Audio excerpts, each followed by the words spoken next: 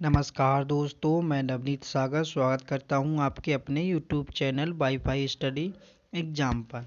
आज मैं आपको लेकर आया हूं टॉप 50 जीएस क्वेश्चन जो कि आपके एग्ज़ाम के पॉइंट ऑफ व्यू से बहुत ही ज़्यादा इम्पोर्टेंट होने वाले हैं, जो अक्सर आपकी परीक्षाओं में बार बार पूछे जाते हैं। इन सभी प्रश्नों को बहुत ही महत्वपूर्ण है। इन सभी प्रश्नों को आप ध्यान से पढ़ेंगे और इन्हें याद करते हुए चलेंगे। इसमें आपका पहला क्वेश्चन है, राज्यसभा का पहली बार गठन कब हुआ? इसका ऑप्शन नंबर पहला 3 अप्रैल 1952, ऑप्शन नंबर बी 13 मई 1952, ऑप्शन नंबर सी 3 मई 1952, ऑप्शन नंबर डी 15 अगस्त 1947। इसका सही जवाब होगा ऑप्शन नंबर ए 3 अप्रैल 1952 को राज्यसभा की पहली बार गठन हुआ था। ठीक है, वही बात करें बैठक की। अगर आपसे पूछा जाए कि राज्यसभा की प्रथम बैठक कब हुई थी, तो प्रथम बैठक कब हुई थी? बैठक 3 मई 1952 को प्रथम बैठक। ठीक है, राज्यसभा की प्रथम बैठक 13 मई 1952 को हुई थी। 3 अप्रैल 1952 को राज्यसभा का पहली बार गठन हुआ था। ठीक है, नेक्स्ट क्वेश्चन है आपका, निम्नलिखित में से कौन सा अनुच्छेद लोकसभा से संबंधित है? Option number A 79, option number B 80, option number C 81, option number D 51। इसका सही जवाब होगा ऑप्शन नंबर सी 81। 81 हमारा लोकसभा से संबंधित है। इसको याद करने की ट्रिक एक ये भी है, आप इसके माध्यम से याद कर सकते हैं सरला। ठीक है, सात से हमारा संसद जो थी 79, राज्यसभा हमारी कितने से 80 से, और लोकसभा 81 से। ठीक है, ये हमारी ट्रिक है। नेक्स्ट क्वेश्चन आपका,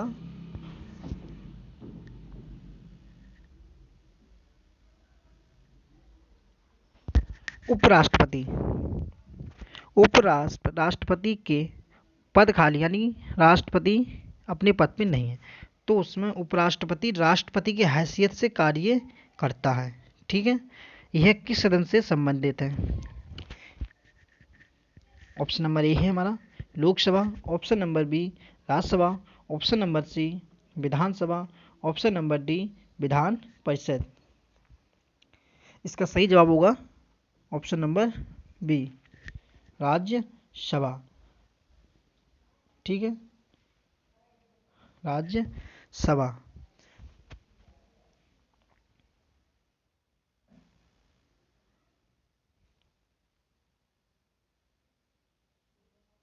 क्वेश्चन नंबर चौथा है हमारा, किस राष्ट्रपति का कार्यकाल 3 वर्ष तक रहा? Option number A doctor Rajendra Prasad, option number B doctor Zakir Hussain, option number B BV Giri, option number D Fakhruddin Ali. इसका सही जवाब होगा option number D Fakhruddin Ali का कार्यकाल 3 वर्ष तक रहा। ये 2018 में CHSL में आया हुआ क्वेश्चन है। ये पूछा गया था CHSL 2018 में कि किस राष्ट्रपति का कार्यकाल 3 वर्ष तक रहा, तो हमारा सही आंसर होगा option number D Fakhruddin Ali. वहीं बात करें प्रथम राष्ट्रपति हमारे डॉक्टर राजेंद्र प्रसाद, वहीं डॉक्टर जाकिर हुसैन हमारी तीसरे राष्ट्रपति थे, बीवी गिरी ये हमारे चौथे राष्ट्रपति थे। ठीक है, नेक्स्ट क्वेश्चन है आपका,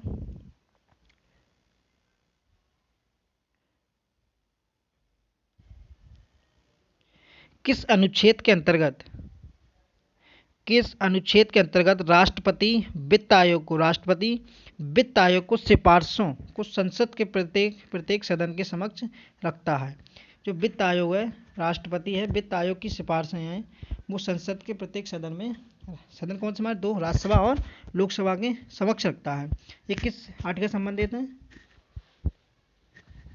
ऑप्शन नंबर ए हमारा article 281, option number B article 280, zero, article 269, 263, article 243। इसका सही जवाब होगा ऑप्शन नंबर ए आर्टिकल 281। ठीक, अब नेक्स्ट क्वेश्चन आपका, संविधान के किस भाग में राजभाषा का प्रावधान है? इसमें option number A part 17, option number B part 1, option number C part 2, option number D part none of need. इसका सही आंसर होगा ऑप्शन नंबर ए पार्ट 70 में हमारी राजभाषा का प्रावधान है। ठीक है, वहीं बात करें पार्ट राजभाषा, हमारी राजभाषा कौन सी है? हिंदी। अगर आपसे एग्जाम पूछ ले कि आप हमारी राजभाषा कौन सी है, तो हमारा सही आंसर होगा हिंदी। किस आर्टिकल? आर्टिकल 343 के अंतर्गत। ठीक है, आर्टिकल 343। हमें लिपि की बात करें तो हमारी लिपि देवनागरी। ठीक है, देवनागरी ये हमारी लिपि है। संविधान किस भाग में राजभाषा का प्रावधान है? आर्टिकल 14 से आर्टिकल 17 में। वहीं राजभाषा का प्रावधान, राजभाषा कौन सी हमारी? हिंदी। लिपि की बात करें, लिपि हमारी देवनागरी।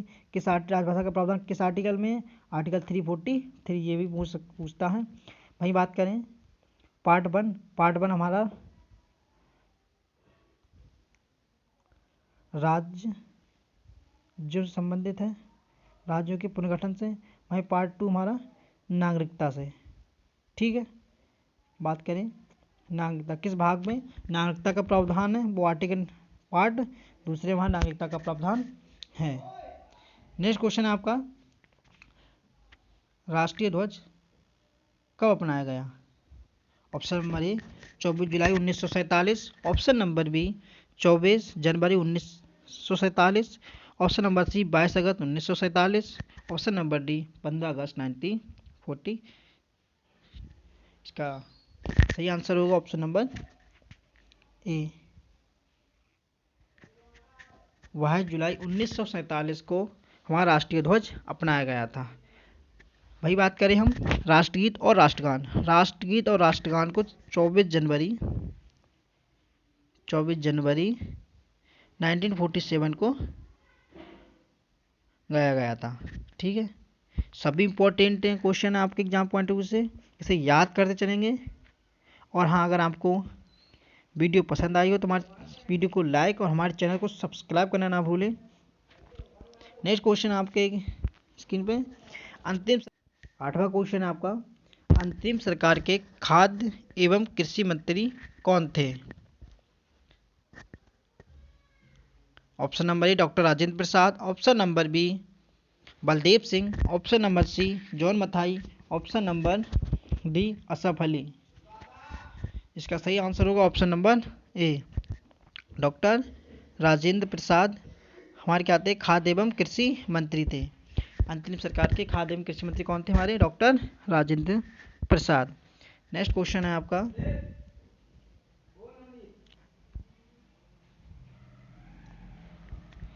मौलिक अधिकारों की मांग सर्वप्रथम किसके द्वारा की गई थी? Option number A Pandit Jawaharlal Nehru, option number B Bhimrao Ambedkar, option number C Sardar Vallabh Bhai Patel, option number D Mahatma Gandhi. इसका सही जवाब होगा option number C Sardar Vallabh Bhai Patel के द्वारा 1931 को कराची अधिवेशन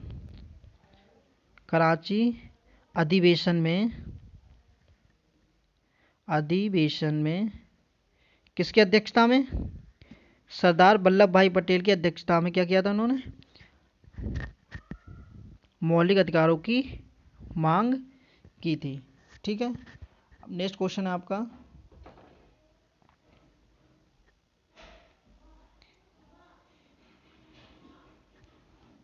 किस अधिनियम द्वारा दोहरे शासन प्रारंभ हुआ?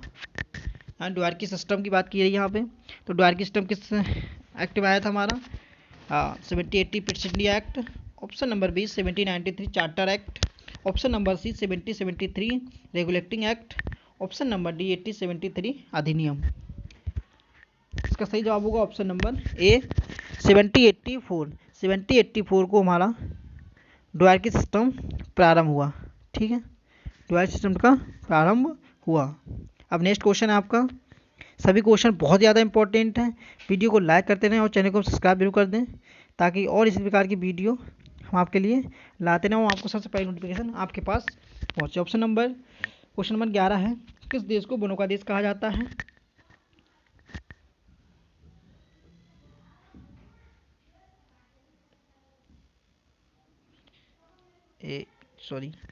किस देश को वनों का देश कहा जाता है? ऑप्शन नंबर ए है हमारा Congo. Option number B Bhutan. Option number C Nepal. Option number D Iran. इसका सही जवाब होगा ऑप्शन नंबर ए। कांगो को हम वनों का देश के नाम से जानते हैं। ठीक है, Congo known as the forest country. वही बात करें हम इसकी कैपिटल की, तो उसकी कैपिटल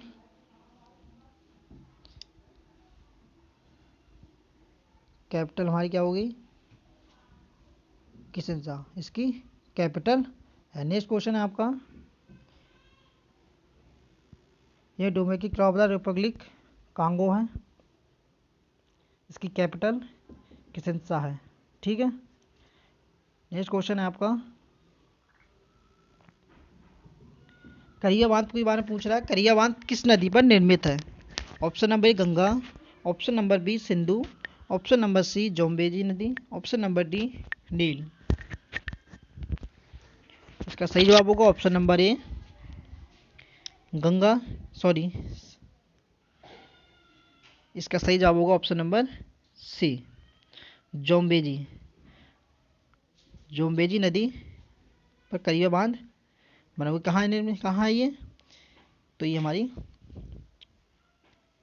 अफ्रीका में जोम्बेजी नदी। ठीक है, नेक्स्ट क्वेश्चन है आपका, क्वेश्चन नंबर 13, विष्णु प्रयाग किन नदियों के संगम को कहते हैं? Option number A Bhagirathi Alaknanda. Option number B Alaknanda Dhauli Ganga. Option number C हमारा Alaknanda Pindari. Option number D Alaknanda Mandakini.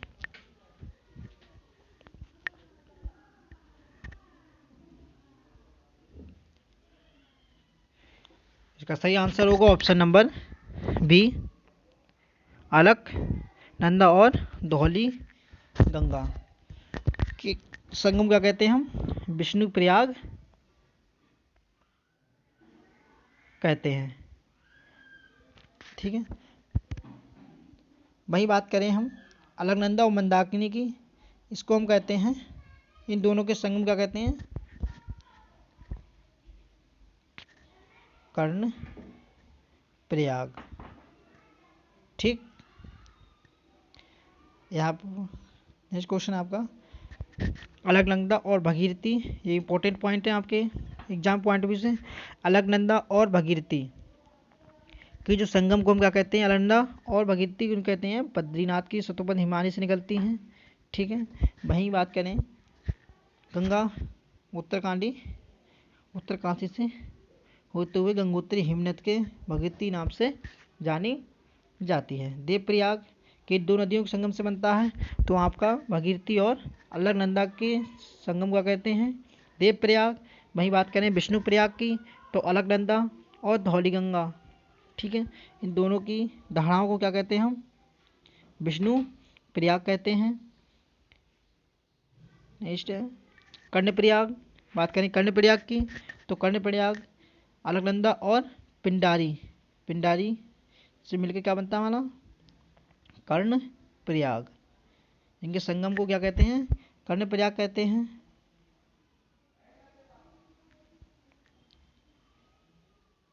वो संगम है।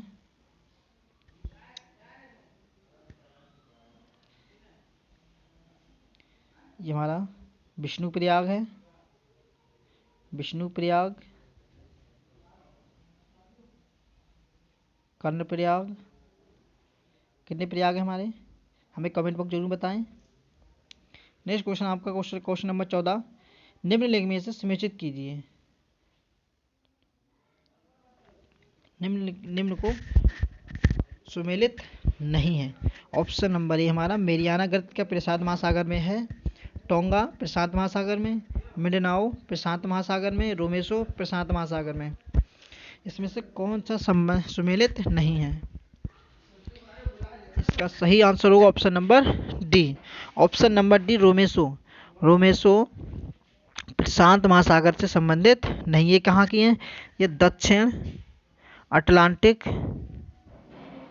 दक्षिण अटलांटिक, अटलांटिक की कटक है। ठीक है, वही बात करें हम मेरियाना गर्त, ये है विश्व की, विश्व में सबसे गहरी गर्त, सबसे गहरी गर्त। ठीक है, कितनी गहराई है इसकी? 11,022 मीटर। ठीक है, नेक्स्ट क्वेश्चन है आपका, वायुमंडल के निचले परत के अध्ययन को क्या कहते हैं? Option number A aerology, option number B metrology, option number C हैकोलॉजी, ऑप्शन नंबर डी पोमोलॉजी। इसका सही जवाब होगा option number B metrology. Metrology के लिए हम वायुमंडल की निचली परत के अध्ययन को मेट्रोलॉजी कहते हैं। वही बात करें हम एरोलॉजी की, एरोलॉजी हमारी ऊपरी परत के अध्ययन को कहते हैं। वायुमंडल की ऊपरी परत के अध्ययन को क्या कहते हैं हम? एरोलॉजी। निचली परत के अध्ययन को हम मेट्रोलॉजी कहते हैं।